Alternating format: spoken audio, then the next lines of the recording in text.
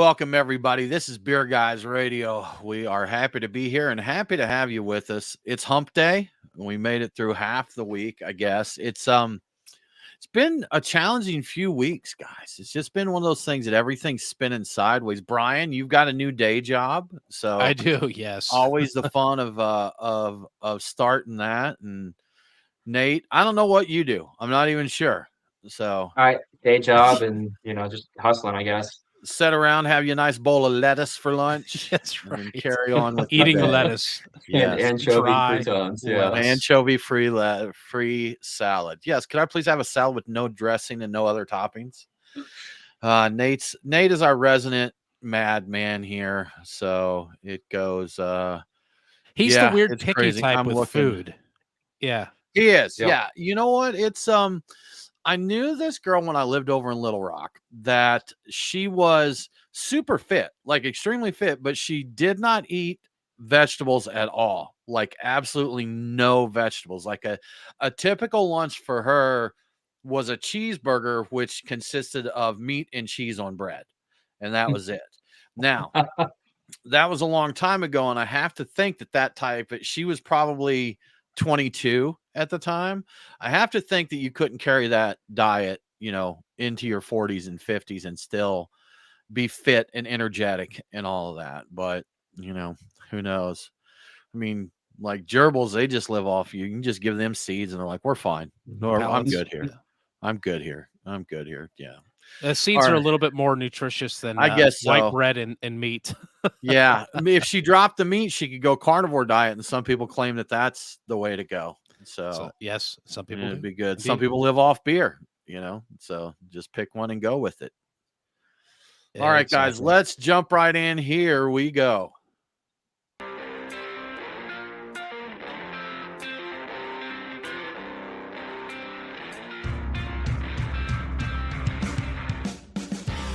Welcome, everybody. Thank you for joining us for Beer Guys Radio. We're getting into the autumn season here. It's actually been feeling a little autumnal, as they say. And I'm not a fan. I like this stuff that goes along with the cooler weather, but I don't like the cool weather. Like, I don't like waking up in the morning with a bit of chill, which is totally contradictory to the fact that I love going to sleep in a cool bed. You go to sleep in a cool, but I don't want to wake up chattering teeth and bones and all that. Maybe it's my fault. Maybe I just need to set my thermostat, learn how to work my thermostat a little better. Or you could buy some blankets, Tim. I got blankets, man. I got blankets, but sometimes the comfortable temperature when you go to bed, I swear that like 68 to 72 degrees when you go to bed is a total different temperature than 68 to 72 degrees when you're waking up. Mm-hmm. And summer and winter, the temperatures don't make sense. They're different. It must be the humidity in the air that does that. But anyhow, good beers coming in the fall and winter season. I am Tim Dennis. Brian Hewitt, how you doing? I'm doing well. We've got a lot to talk about this week. We've got the hotness of hop water is a big thing this week. Vintage Corona rumors, and we've got a big new non-alcoholic beer coming down the pipeline very soon. But we also have Mo Mike Nate. How are you doing, Mo Mike Nate? I'm doing well. Happy to be here with you boys and talk beer. Beer. We were Nice. talking about lunch before we got on the show. And if you've been listening to the show, Brian and I, we're dabbling with conservas now, the 10 seafoods, 10 fishes, sardines and stuff.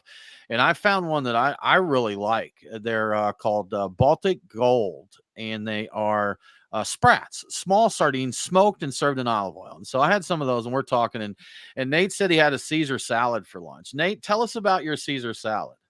Well, my Caesar salad to begin with did not have anchovies on it, which I know is usually common with a Caesar salad. And then I got caught up because my Caesar salad is dry. I do not take dressing with my Caesar salad. I do take olive oil and vinegar though, so it's not completely dry. I'm not So straight if you up don't, heathen. so you think that putting croutons and Parmesan cheese into a bowl of lettuce made it a Caesar salad? Is that right? I just want to verify here. It's a Caesar salad with an asterisk. Okay, that's in air quotes around Caesar salad. There was the Parmesan cheese, though, right? Because I wasn't sure if that was a part of it too. Okay, all right, so it's Parmesan close. cheese, Scratch black pepper, croutons, olive oil, and vinegar, and lettuce. Okay. We've already got someone complaining about my complaining. Stan told me to quit complaining that cool days are the best. Stan, we appreciate you being here and sharing your wrong opinion with us. It's always nice to have feedback from the community. Stan is one of the owners of Neutral Ground Brewing Company in Fort Worth, Texas. And Stan, you just won a People's Choice Award, I believe, for I forget the magazine. I believe Fort Worth Magazine, maybe People's Choice for best brewery there in Fort Worth. So congrats to Neutral Ground Brewing Company on the prestigious award. Brian, Indeed. You shared as we're coming in here, and I want to come out of the gate with this one because I have some personal info to share on this story. But tell us what's happening or what happened with Corona. So, yeah, not the coronavirus. We're talking about the beer this time. And I was just browsing through the beer news this week, and VinePair put out a story on the old Corona rumors, and I've never actually read about it. I've heard the rumors because I'm old enough. Anyway, it all started in 1987, and the rumors were there was urine in Corona, and a Chicago-based beer wholesaler had just started shipping Corona to the northeastern states when this happened. And it snowballed. People were talking about it all over the place. There was a rumor that went around back in the day that on 60 Minutes they had video footage of a sewage ditch feeding directly into Corona's brewery, and that was a rumor that went around that because this was in the days before the internet. We're talking late 80s. Nobody could disprove this. Like everybody just assumed it actually ran on there. So it turns out that the rumors were started by a competing beer wholesaler from Reno, Nevada, and they were eventually sued for $3 million over this because it was all false. It just none of it was actually true. They apparently settled out of court.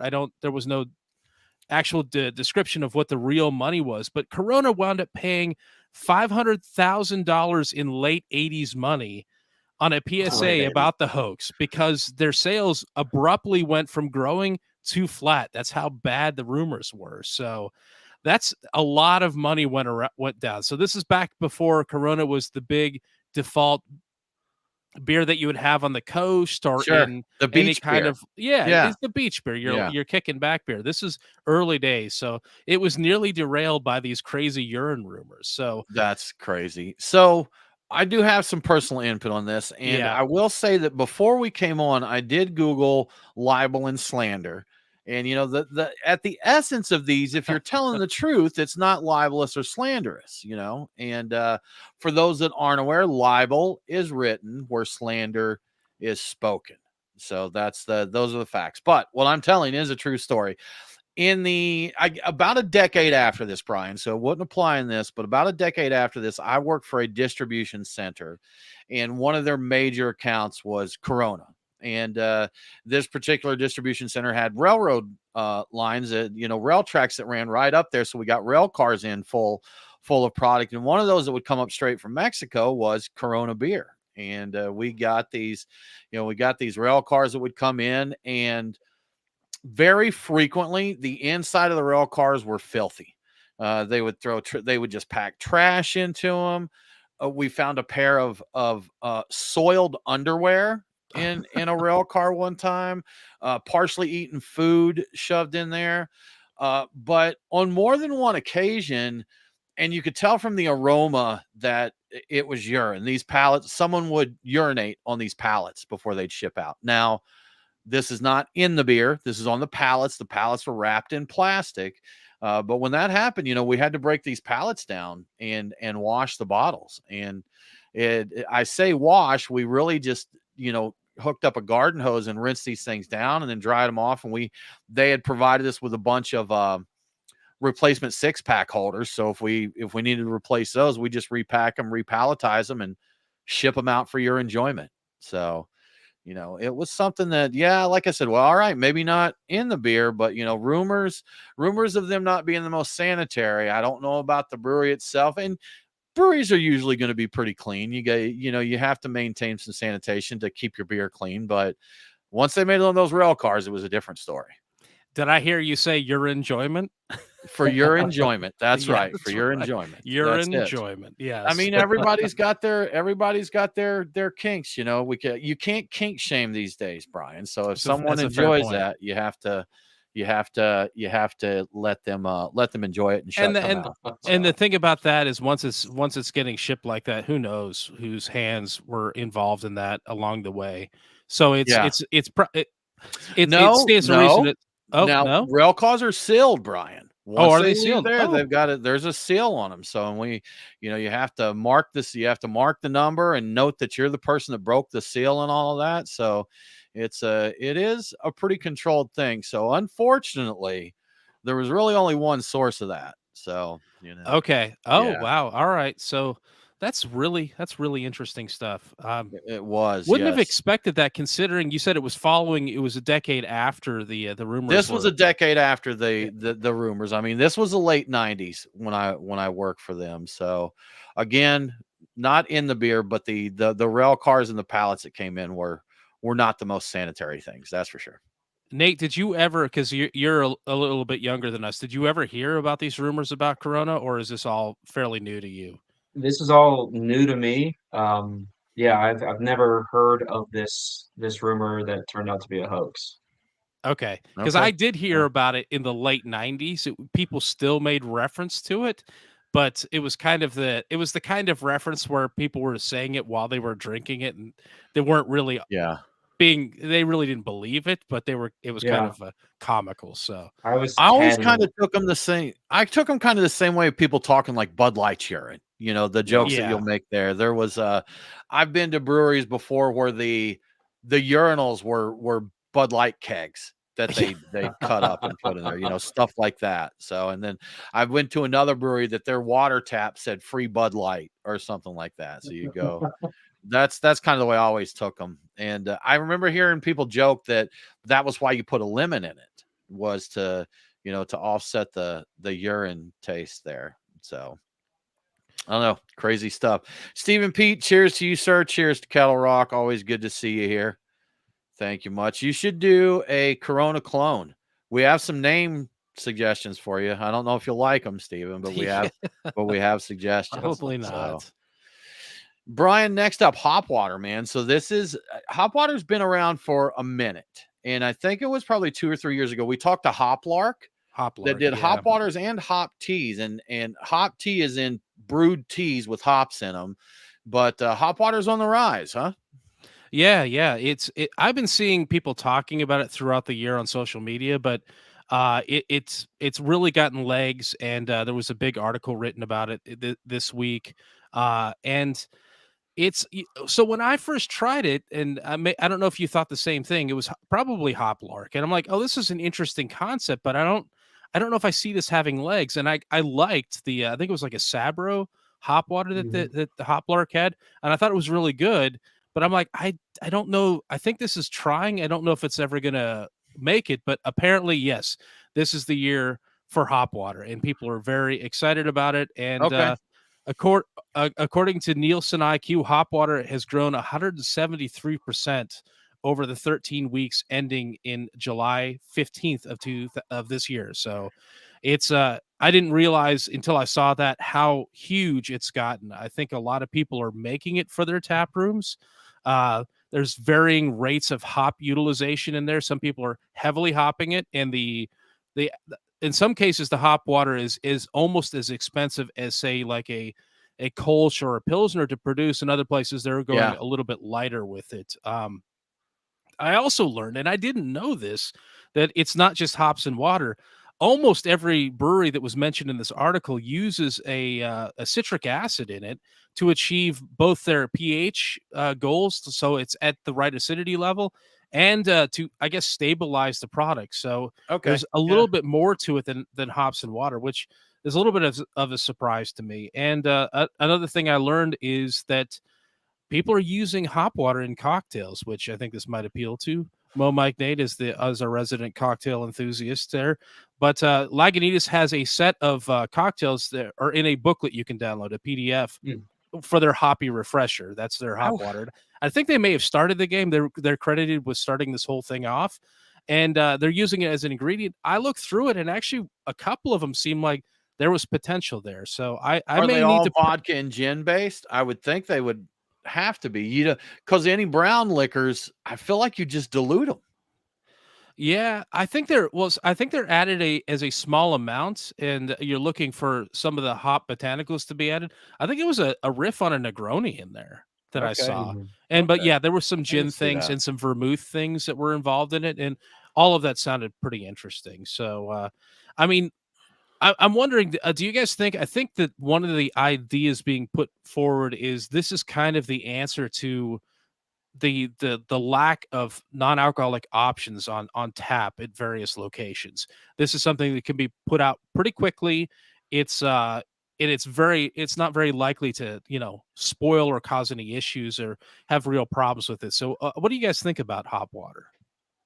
So I think it's something that can be a little polarizing because so many people just don't like IPAs, and so if you're just gonna add water, a little acid to balance, and then water and hops, a little bit of acid, I'm not sure that that's gonna have as much widespread appeal as some of these breweries that are putting out the seltzers they're putting out are alcoholic. So yeah, draft an A option could be Uh, good.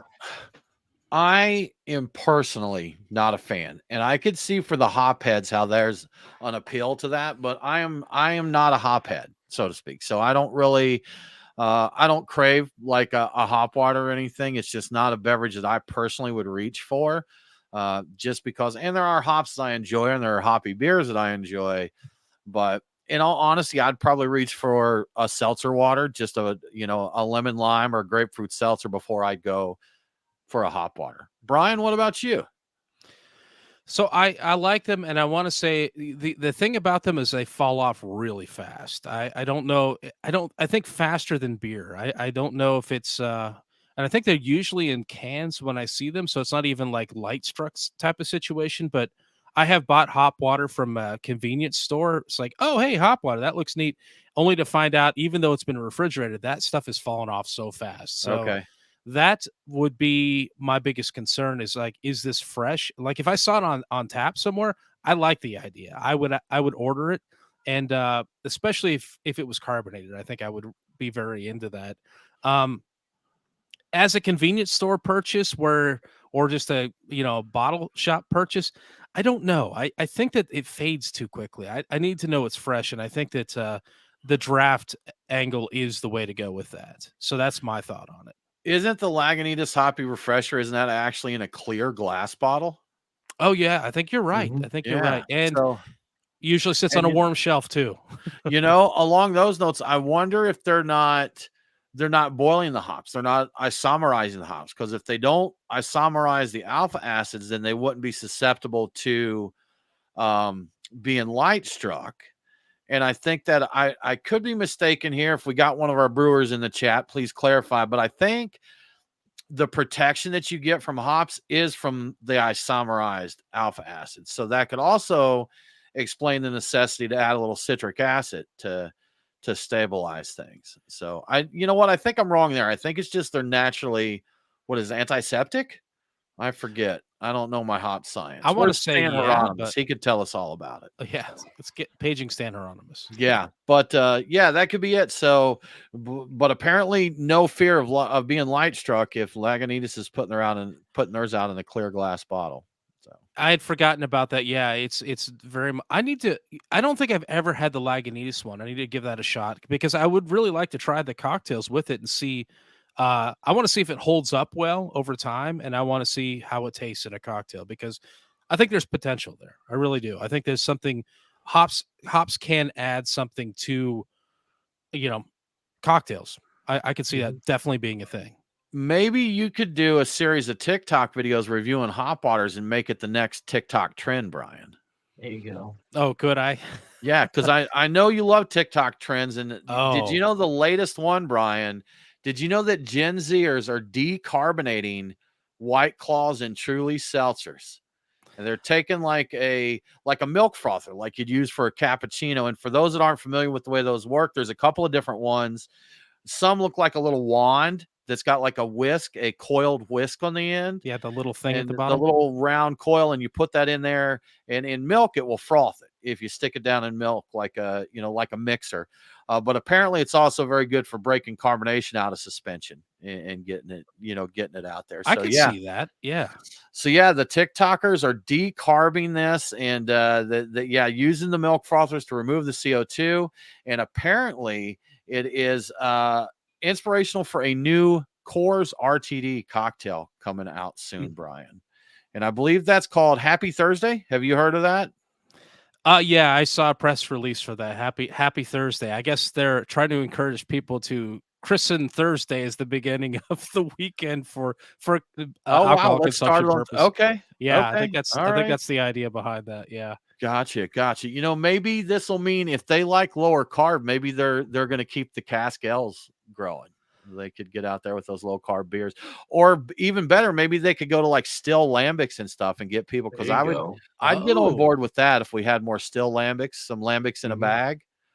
Yeah. Yeah, I would be all about that. if this eventually, if they get past, the drinking of borax and the eating of Tide Pods, and they make it to a point where they're drinking Charcuterie, cask Brian, ales, charcuterie. that's charcuterie, drinking cask ales and still lambics, I can see there's some hope for our future. There really is. I like that idea.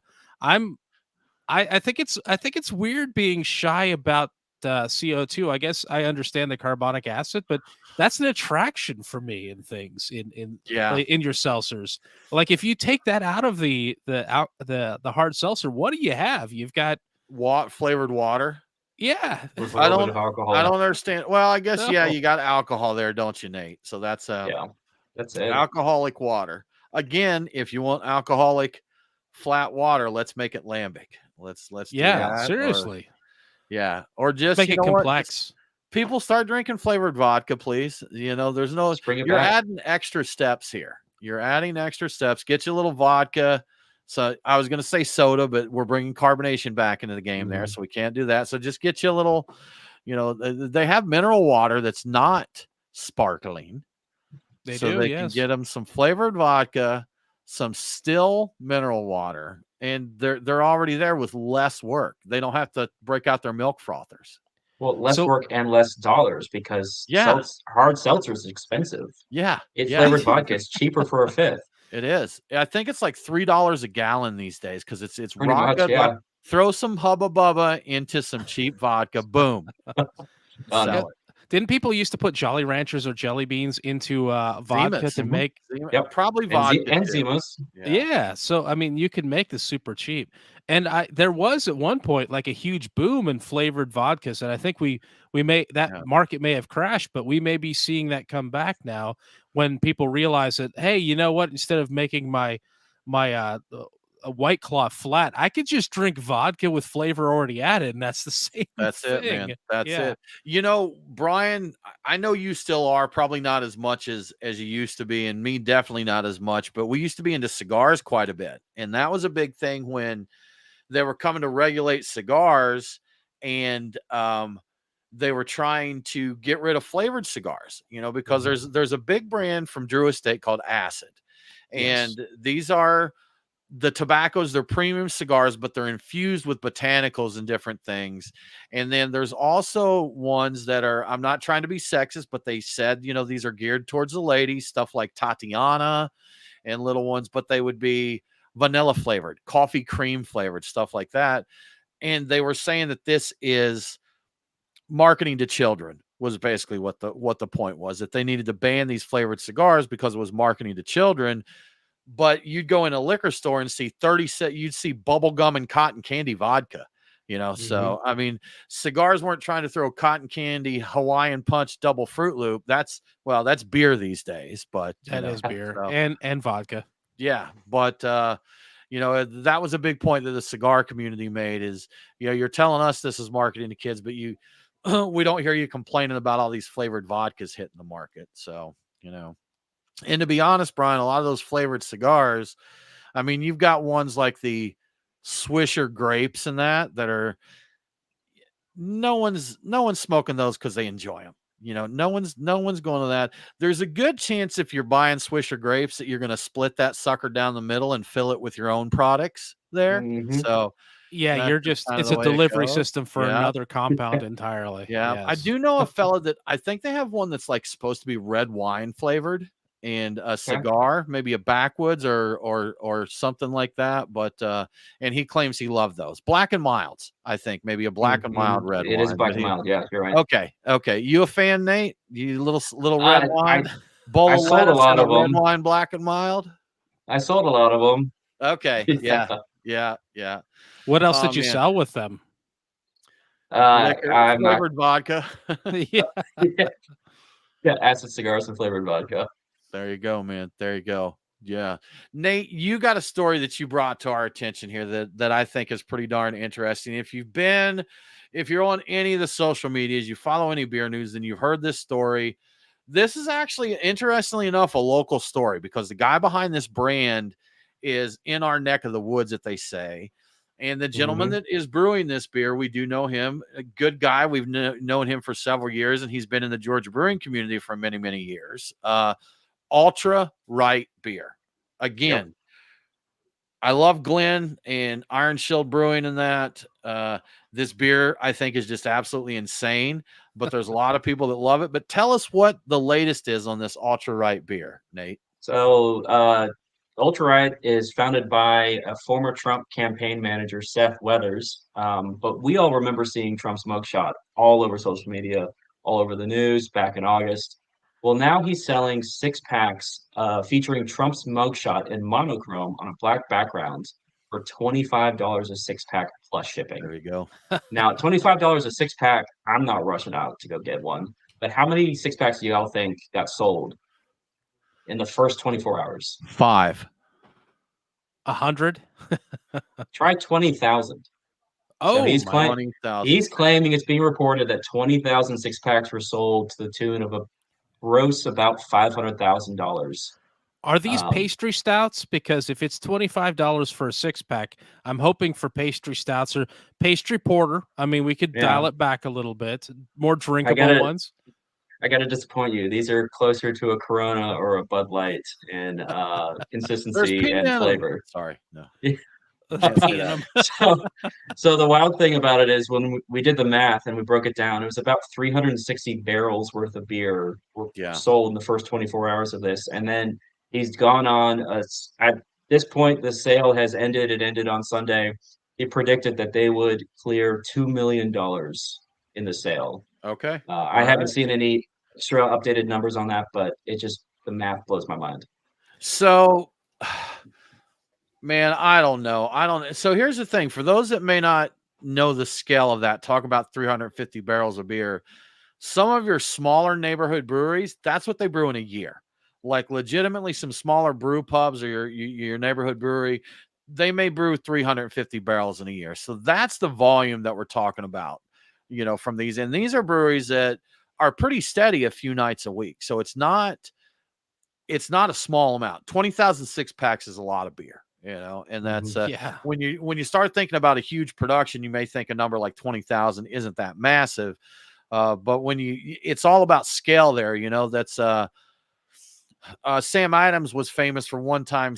He made the comment, Anheuser-Busch spills more beer on the floor in a year than we brew. And the person chuckled at him. He's like, no, that's a factual statement. They legitimately spill more than we brew in a year. That's just the scale there. So this is massive. I mean, that kind of sales are insanely massive. And I hate to say it, man, shows he's got a lot of support for what he's doing there, or people who just wanted it to be, to be funny. I have to ask, and you know what? I imagine there are some people that would buy it either in support or against it for both reasons. Both people would find it amusing. Is there connection to Trump himself? Is some of this going to Trump, or is this guy just pocketing all this, like just a brilliant maniacal genius, So 10% of every sale is going to Trump's defense fund. Okay. All right. So that's what he's doing. So after that initial $500,000 sold, 50,000 went to because I thought the defense fund.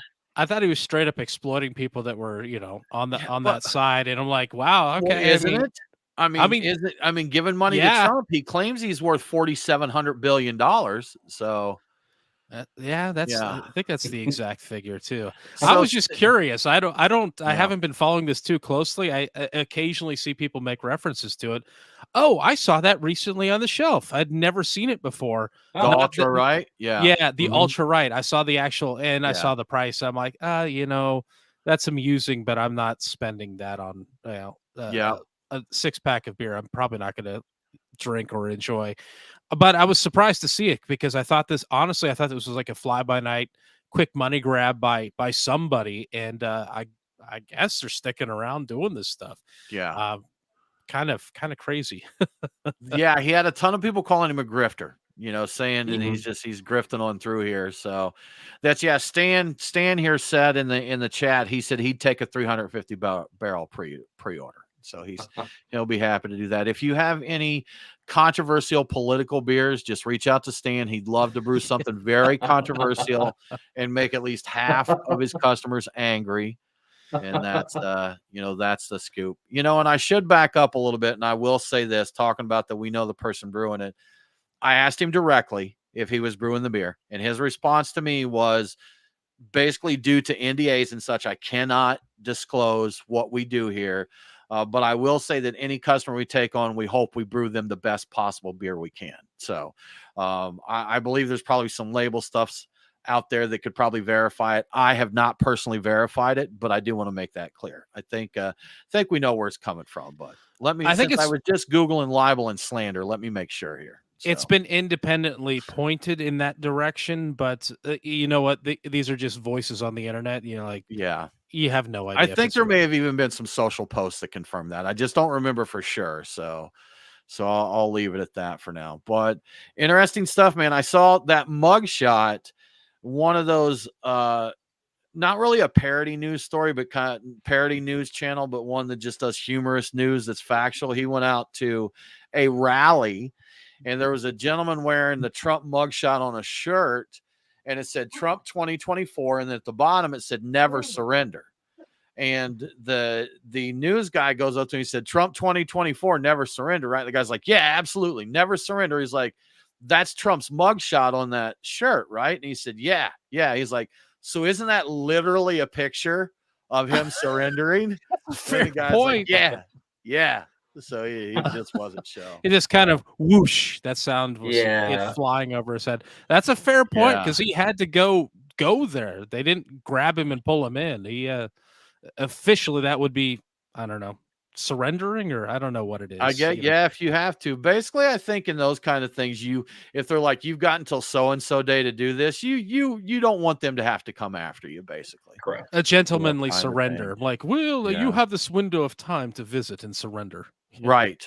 And Stan said that so everyone knows 10% of his profits will go to his legal defense fund for the firestorm that he creates there. That's when he right. brews the Yeah, for all beer. the lawsuits and everything else he'll encounter. Yeah. I think that would actually make it more fun. Do a controversial beer and say, 10% of proceeds donated, and then in like size 4 font to me to defend me from you people. Yeah, that's So, right. gosh, good stuff. Well, guys, let's get into our beers of the week.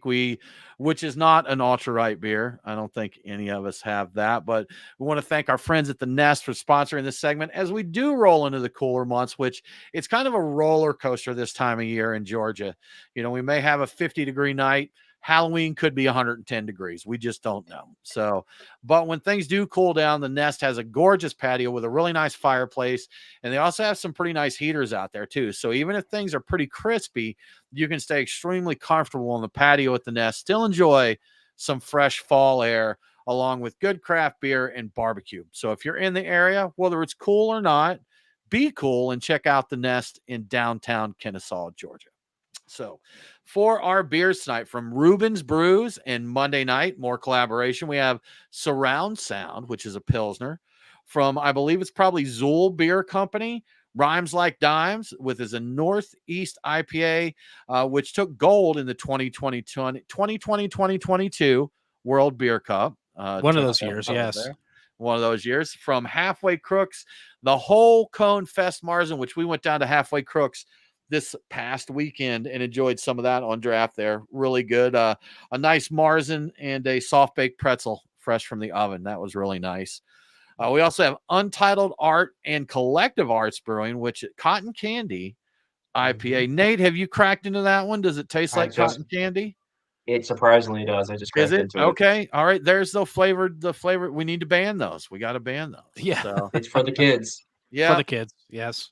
From Good Word Brewing any day now, which is an Italian Pilsner. From Burnt Hickory Brewing, RIP to our good friends at Burnt Hickory, but Big Shanty, a graham cracker stout. That was all the rage a few years ago. Big Shanty was big popular beer here in Georgia and elsewhere. People looked for that one. So that was a nice one.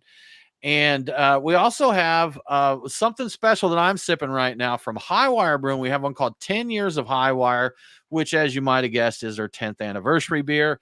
This is a blend, and y'all check this out. It is a blend of bourbon barrel-aged 10W40 Imperial Stout, bourbon barrel-aged barley wine, and a bourbon barrel-aged Belgian-style quad. So they're bringing all the big beers to the party, and I like how it came out. So, you start blending these, and I'm not sure. I think the barley wine is the one that kind of steps in the forefront. Like you blend these different styles, and I think barley wine, I don't get a lot of Belgian note from it. So, I wouldn't go with the quad, but I think the barley wine is front and center here. Given enough time, doesn't most beer kind of trend into a barley wine? It obviously not with the pastry styles, but like a lot of things move in a barley wine direction over time. So I just took another sip after saying that and kind of looked for the others. And I think looking for them, I can see it. I can see all right, here's the quad, here's the stout, but they're very cohesive. I think unless you're sitting there and sipping it to say, okay, is this here, that you'd probably just enjoy the beer. You wouldn't think it was segmented or anything there. But these kind of beers, man, this is what this type of weather, this coming weather is for. That's the one thing I do love about it. The thing I don't love about it, guys, you guys know I'm trying to watch my weight, lose some weight here. And this, I believe it's 47,000 calories in this 16-ounce can. Ooh. I think that's what I saw. Probably. So, yeah, at least it's only a can and not a 750. Right. Yeah. Or even a 19. And it's not even a long beer, Brian. Yeah. It should be a 19 too. Do you have any idea how old that is? Because I think you said it was from a trip at some point to the Carolinas. Bruh, you literally bought this a month ago in Chattanooga. Oh, did I? Oh, okay. Oh, it was Chattanooga. Oh, I thought you said the Carolinas. Yeah. My bad. Oh, yeah. You okay, OB? Can we keep going? You need a break? It's been a long week already. Okay, you got only halfway through. So for some reason, was thinking that was something you'd picked up. And you said Chattanooga, but I was thinking Charlotte. I don't know why I was thinking Charlotte. Fair. Yeah. So that probably answers my question. But have you had this yet? If you say yes, you got to go, man. I'm going to say no. I'm going to say no then. Okay. I'm going to say no. Well, it's good. Well, I recommend it, man. You should check your stash and see. Nate, how about you? Have you seen this one around, or have you had this one? No, I haven't seen it around, but now I'm definitely be looking for it. I think that's the only can I've got too. So I can't, but good news. Our friends at Highland Brewing reached out today, and Cold Mountain season is coming. So we're going to have, that's always a favorite, and that will be coming our way before too much longer. Always look forward to getting into that one. I want to say, I think I saw that in stores, but I don't know if the store had leftover stock. It probably not. I think it might've been new.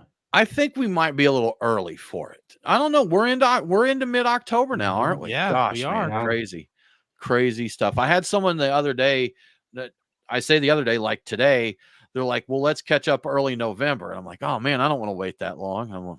That's like 2 weeks, 2.5 weeks. Days, yeah. So we'll get into it. It seems like it was yesterday. We were waiting for the 1st of September to drink our fest beers, Brian. Yeah. And now we're halfway into October. It seems like just the other day I was yelling at people, it's still summer. And like it was still summer only a few weeks ago. Yeah. Just a few weeks ago. Sure was. Brian, speaking of the fest beers, we promised that the rest of the year we won't talk about Oktoberfest every year, but it is the time of the year where new news comes out each week. And we have some more stats come out from Don Test.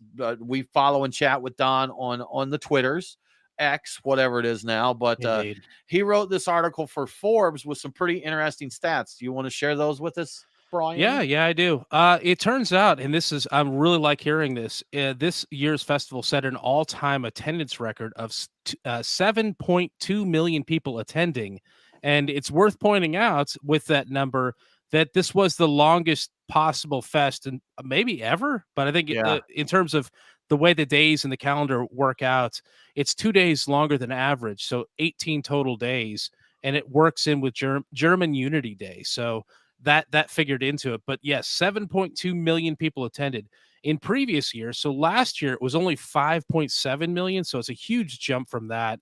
In 2019, when it was held before that, because it was skipped in 2020 and 2021 due to COVID, it was 6.3 million. So even that, it's almost a million more people going to that. So that's a really good sign for beer in general. People are going to Oktoberfest.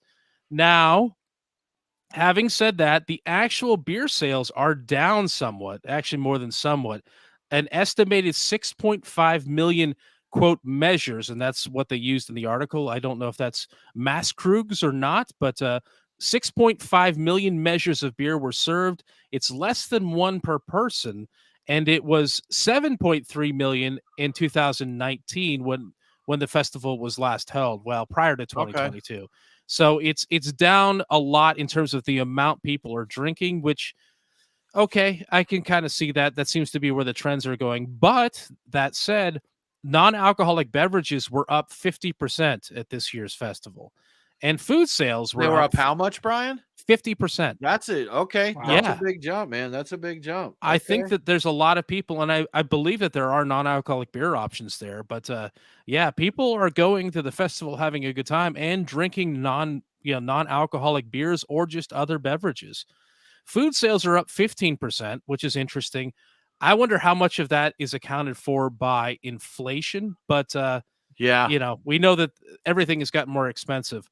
We did see something where a famous dish at Oktoberfest is the roast chicken there. And apparently this year they did something where they used like an all organic roast chicken. Oh, that's right. And I think it was just at one of the tents. It may have been the Paulaner tent, I think, because I think we commented, I wish we knew about this a few weeks ago, when we talked to Jay from Paulaner. So, but they said they wanted to offer other options there, and half the people said this is ridiculous to pay, whatever the price was for the chicken. But others said, hey, I think this was a better quality chicken. I wanted to try it out because it's something new. And they said it was, a better quality chicken. They really enjoyed it. So, and I think anytime you do stuff like that, the house is going to be divided on it.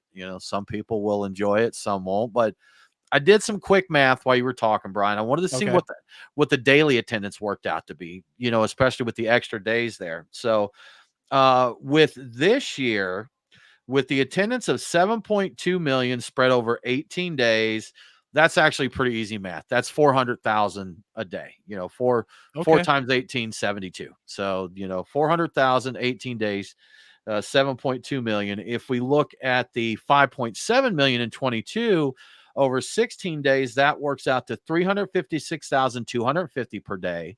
And if we go back to 2019, the last time it was held pre-pandemic, with 6.3 million over 16 days, it is 393,750.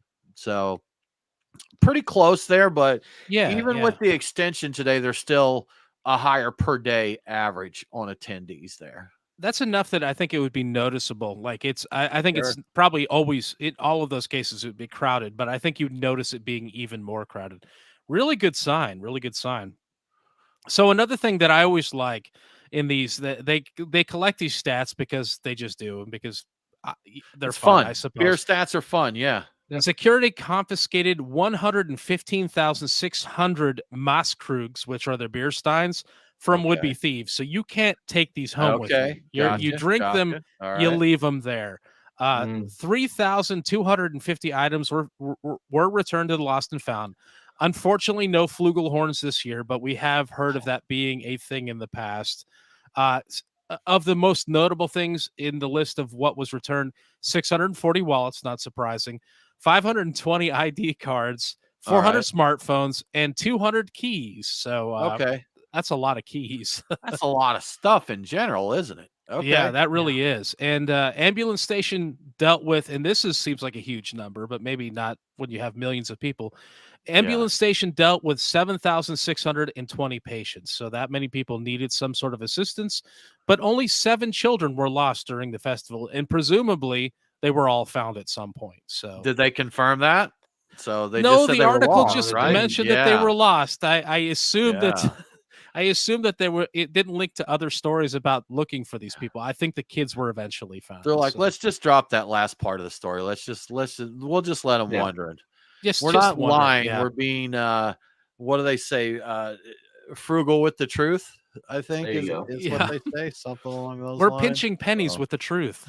that's right. Absolutely. Well, Brian, speaking of, I mean, the growth of non-alcoholic beverages, we're seeing it everywhere. You talked about the growth there at Oktoberfest.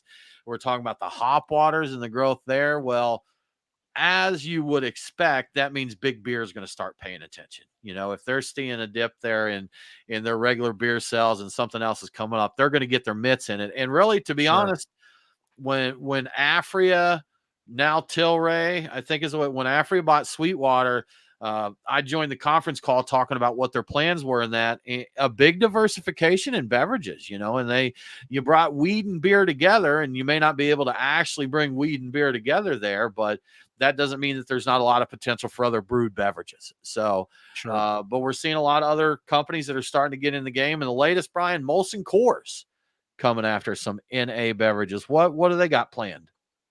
So yeah, the big headline is so they're re-gearing and kind of refocusing a lot of their finances on inve- on non-alcoholic beverages, including energy drinks, and they seem to be taking their cue from 20 somethings who are more focused on wellness. And I see wellness and I see energy drinks, and I'm like, I'm not sure if that means what you think it means, but we'll just say that's wellness. But the big headline of the story is a non-alcoholic version of Blue Moon is coming, and reportedly it tastes very similar to the original. That's you have to take the CEO's word for it. It's I think they've only done a little bit of limited tasting, so you're not going to get that for sober October, but you can get that. You can expect to see it for dry January. So that is Okay. coming for January. On a side note, Molson Coors is also saying that their shelf space and tap handle assortment of what they have is grown substantially, and they anticipate will continue to grow. I'm a little curious about that because I think Molson Coors is inheriting a windfall from everything that happened with Bud Light, Yeah, and right. I'm a little skeptical at they're seeing continued growth, but I'm like, I think that this is still all fallout from Bud Light. I don't know if that's going to continue going forward. But I also don't think they're going to lose ground once they've got it. Apparently, once you have tap handles, once you have real estate inside of a beer store or liquor store, or whatever, Mhm. it's hard to lose it unless you go out of Yep. your way to lose it by not putting product on it. So, Yeah. And um, that's one of the biggest complaints you hear from breweries is once the space is taken, whether it's a tap handle or retail, it's tough. And you know, we've hashed it 100 times before, but with the growth in breweries, that's been the big problem is when there's only 10 breweries, if you've got 20 tap handles, it's easy to make sure you got everybody on tap. But sure. when there's 100 breweries and you've got 20 tap handles, it changes things up. So Absolutely. Absolutely. crazy, crazy. Well, Brian, as we record this show. So as we record this show, the NLDS, NLCS is what NLDS, the baseball playoffs, National League is tied 1-1. Braves and Phillies. Braves just had 2 days at Truist Park there. Brian, if these nail biters of a games, they just barely pulled out the win on the second one, you know you're going to need a beer to deal with that kind of stress. And great news, if you were at the games, then Terrapin Brewery Atlanta was there for you to make sure you had something to drink to not only quench your thirst, but to also make sure that you de-stress with a cold beer. I wanted to throw in a joke here about also if you need something to throw on the field, but I don't think that would Yeah. do that's justice to Terrapin, so I'm not going to make that joke. If you buy a Terrapin beer, drink it, and then properly dispose of your plastic cup when you're finished with it. That's the responsible and respectable thing to do. But they've always got fun stuff on there at the taps, Brian. They've ran some fun stuff through the summer. As we get into the cooler months, they're sure to have some porters and stouts. We always look forward, Brian, to wake and bake season when it comes up there. Lots of good barbecue. You know what? I'm going to bug him to make sure we get an invite again, Brian. We've been invited to judge the Wake and Bake Off there where they cook food with Wake and Bake beer. That's always a good time. But Terrapin Brewery Atlanta at Truist Park, whether the Braves are playing or whether they're not playing, it's a great place to go, have a beer, grab a bite of barbecue, and just have a good time. So thank you to Terrapin for sponsoring Beer Guys Radio. Yeah, and is it a Wake and Bake Off without us? We're kind of an essential part of it. Yeah. So something else, another thing you really can't go wrong doing is dropping by a Truck and Tap, any of the locations. You've heard me mention it in the past. There are 4 locations to choose from: Woodstock, Alpharetta, Duluth, and now Lawrenceville. And of those 4 locations, each one has 20 beers to choose from. So if my math is correct, you've got 80 different beers to choose from. And do you have 80 different beers in your fridge at home? I don't think so. But if you do, we should talk. I want to hang out with you. Right. So with all those options, how do you choose where you want to go? Well, you could do like I do and play Truck and Tap Roulette and pick a random number between 1 and 4. That's the location you're going to. Then roll your favorite 20-sided die, and that's the beer you drink when you get there. So that's easy. You could do that. It takes all the pressure off. You can run off and do that. Or if you'd rather, I have some highlights of beers from each location. So Woodstock is currently pouring North Coast Old Rasputin Nitro, which I'm very much a fan of, and I think I would encourage you to go try that out. Alpharetta has got Toppling Goliath's S'mores Pastry Stout, which sounds intriguing. I've never had it, but Toppling Goliath does good things with beer, so I would definitely be on that if I were at Alpharetta right now. Duluth is rocking Six Bridges Perihelion 6 IPA featuring Cryo Mosaic hops. Big fan of that beer. I recommend you try that. It's Duluth. And Lawrenceville is pouring Monday night's Thai 12 on, which is their blend of their popular barrel-aged situational ethics stouts. So that is something you have to do. So that would be worth the trip out to Lawrenceville by itself. But you don't have to take my word for it. You can go check out truckandtap.com and see what beers are waiting for you when you get there. You can go check it out. That's absolutely, Brian, we planned this very poorly because the story that we have coming up right after telling people to go out and drink beer has to do with the increase in people drinking at home. So we apologize to our sponsors for our terrible planning there. It was not intentional. But Brian, the news, we're just sharing the news. We're not telling you. We think you should go out and drink at Terrapin or Truck and Tap or the Nest. We definitely think you should. But it sounds like stats are telling us that more people are drinking at home, right, B? Absolutely. So yeah, we're definitely in favor of people. I think we encourage people to go out, drink local, hit your favorite establishments every week. But yeah, so we started talking about this last week in regard to craft beer's draft problem. And it just seems that most Western nations have not gone back to pre-pandemic on-premise drinking like they had been back in 2019 and earlier.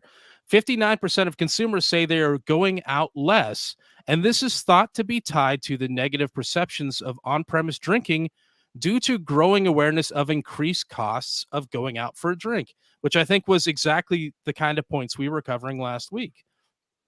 It's not just the US, though. It's Canada, it's regions of Europe, it's South Africa, it's Australia. All of these people report going out less at about the same rate, about 60% of people saying they're going out less. The interesting thing about the story, though, is it's a much lower percentage of people going out less in Asian countries. About a third, maybe, are going out less than they did before. There's a quote that I picked from the story that I thought was particularly interesting from an expert, so I'm not saying this. Quote, Asian markets and China in particular attribute a lot of importance to alcohol being part of their social life, unquote. So the pandemic lockdowns fueled an extreme drive for these people to return to normal. And part of normal is drinking socially, and drinking socially means going out. The one interesting exception is Japan. they are less likely to go out than any other Asian country and any other Western country. About 82% of people said they were going out less often than they did before the pandemic, which I find to be fascinating. And I don't have a reason as to why that is. I think just a cultural deal. I don't know. Man, I think things just feel different. There's been, unfortunately, in our lifetimes, we've lived through a couple life-changing events. And no matter what you do, your life is not going to be the same as it was before. It changes who you are at your core there. So, and we all know that, if you were old enough to remember pre 9/11, life changed. And even when we started flying and stuff again, life is just different. The world is different, and then we go through a pandemic that was supposed to be a few months and it ended up being 2, even stretching 3 years. I've mentioned before, my day job is recruiting. We're still dealing with that with some of our clients with coming off of this with different COVID. There was a little spike again. So we went back to mask mandates and stuff with some of these things. And we're having the fight again. People want to work from home. People don't want to work for, slave wages anymore in the food industry. So we run into these things that really change the essence, the core of life. So even if the pandemic is gone, these things stick with us, and I think no matter how hard we try, it's just not going to be back to the way it was before. It's just not going to but we could say people are spending more quality time at home with friends and family and they enjoying their beverages there and, put the silver lining on it or put a positive spin on it. And, kind of related, Brian, one thing I'm really good at doing is remembering an article I scanned and remembering bits and pieces of it. So I truly mangle the story when I try and share it. So that's what I'm going to do right now. So I saw an article recently, and I believe it was specifically referring to the Chinese market and talking about the craft beer culture there. And they said up until recently, many craft beer breweries in China catered to Western taste, Western palates, because they learned or they saw American brewers in the IPAs and doing this and that and these, higher ABV beers and that, but they're switching and moving to appeal to the locals, to the local palate, to the Asian palate. I think that's great, man. I mean, if you look at it 200, 300 years ago, America did the same thing with German Bavarian brews and all of that. We took the immigrants came in here and they said, hey, this is what we know. This is what we brew. And now we've got, fruity pebble stouts with sparkle glitter in them, Brian. It's just a natural progression pretty much. So, and I think, when you have craft beer move the way it does in America over the last several years, we talked to a brewery in Ireland a few years ago, Brian, that said, he's like, we think we're about 3 to 5 years behind America. They're brewing these American styles and catching up with their own trends in that, So, but it sounds like in the Chinese market that they're getting there where they're like, all right, craft beer's got a little bit of a foothold, but why in the world are we catering to Westerners? Let's go for the people here in China. And I think it mentioned like lower alcohol beers and, catering to the local taste. And Brian, I shared a story with you now and I forget, Buy High or something like that. Nate, can you refer back to our Discord? And but there's a beer that's popular in Vietnam that is brewed, and they said it's literally like a week from starting to brew it to like putting it on tap. And it's like a super low ABV, quick. I think it said it used Kveik yeast in there. So low malt bill, Kveik yeast, fast turnaround. But they said it's really popular in certain parts of it. I want to try it. I imagine there's not a lot to it, but if you're looking for a crusher of a beer, it sounded like something that would do that for you. After you shared that, I think somebody who routinely tweets about beers in, I think, Thailand, he's based in Southeast Asia, said he found it there. And I, until you said something about it, I had completely missed it.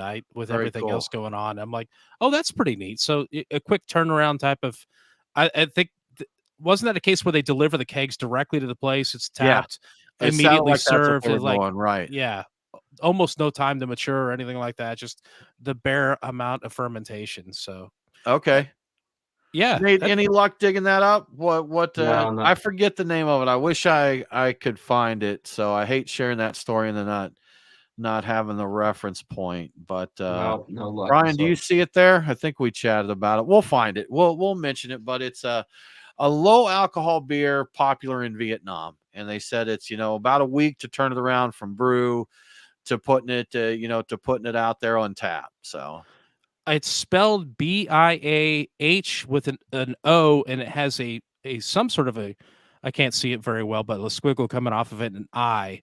Hoa? There's no Fresh way we'll beer. say it. I seriously doubt there's any way we'll say that. It looks like Baiho, which is probably that doesn't sound right, does it? So Yeah. Boy.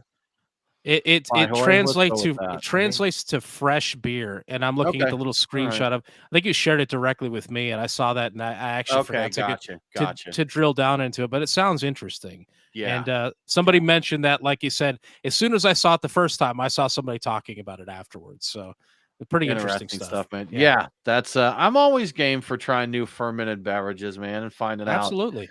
out, what people are doing on the other side of the country that I don't know about, even if it's just a little low ABV beer. We brewed that SEMA one time, Brian, which I'm not even sure that technically qualifies as an alcoholic beverage. It's more just a fermented beverage. But When you posted that, that's what I thought about. That's the one where you put the raisin in it and wait for the raisin to float, and when the raisin floats, it's ready to go, and it's then you like get you some funnel cakes and go to town. 1% or something like that, super fizzy. Like that's a fun beverage. I should do that again because I enjoyed that, and it's about the most I have time to do in terms of fermentation these days. Yeah, do it quick. Well, guys, I think that about anything else you guys want to share or anything, Nate? Anything? No, we're covered. All right. I think we got it all. I think we covered it all for this week. Y'all, as always, we really appreciate you joining us here. We hope you have a great week. We'll be back next week. We'll do it again. So definitely come and join us for the live stream. If you're listening to the podcast, new episodes out every Saturday. If you want them a little bit earlier and you want to chat with us, we'd really appreciate your support on our Patreon, patreon.com/beer guys. We'll get you in our Discord chat. We'll send you some cool swag. We sometimes share some behind the scenes info, pictures, information and stuff. So, definitely something that's a lot of fun. But y'all, thanks again for tuning in. Have a great week. And don't forget to drink local. Cheers.